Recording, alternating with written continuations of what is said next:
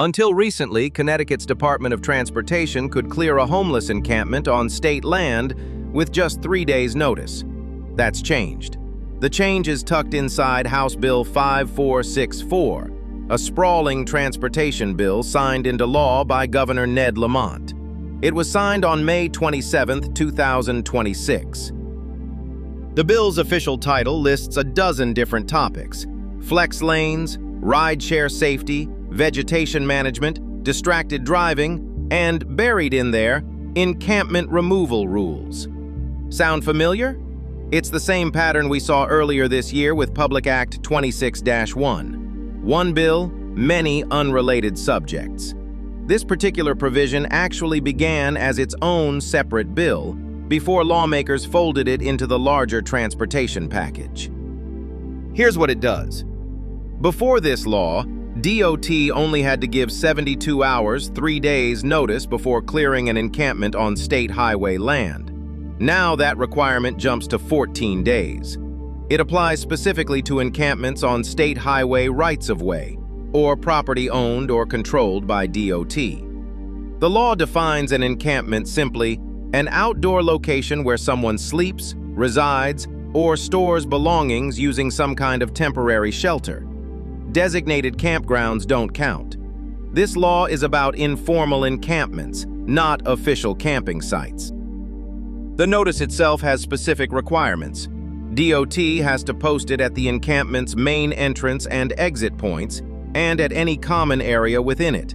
And it has to be printed in both English and Spanish. There's an exception. If the Commissioner of Transportation determines an encampment poses an emergency, whether related to transportation operations, infrastructure, or public safety, the 14-day window can be skipped. Even then, the Commissioner has to document in writing exactly why that emergency exception applied. The law also requires something else. DOT and the Department of Mental Health and Addiction Services must jointly study best practices for handling these situations. That includes outreach, assistance for people experiencing homelessness, and coordination between agencies. Their report is due to the legislature by January 15, 2027. This ties into an existing effort, the Transit Homeless Outreach Program, which DOT already runs jointly with DMHAS. Supporters say a 14-day window matches what outreach workers already recommend, giving people more realistic time to connect with services. Critics, largely Republican lawmakers on the committee, argued the longer window could strain DOT's cleanup resources and complicate public safety response. Connecticut's nonpartisan Office of Legislative Research said the change likely won't cost DOT much extra, since 14 days already matches its current outreach practice. Still, DOT itself reports it has no dedicated funding for encampment cleanup, deterrence, or any added staffing this might require. This provision took effect immediately after the governor signed the bill. Other parts of the bill, like new distracted driving fines, don't start until October 1, 2026. The wider bill shows just how much can hide inside a single piece of transportation legislation. It also authorizes Connecticut's first flex lane, a part-time highway lane opening later this year on Interstate 84 in Danbury.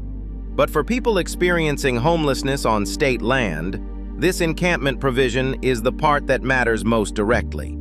It doesn't solve the underlying issue of homelessness. It simply changes how much warning someone gets before they have to move. 72 hours becomes 14 days. Notices go up in English and Spanish. Emergencies are the only exception. And a joint state study is due by January 2027. Do you think 14 days is enough notice, or should it be longer? Let us know what you think.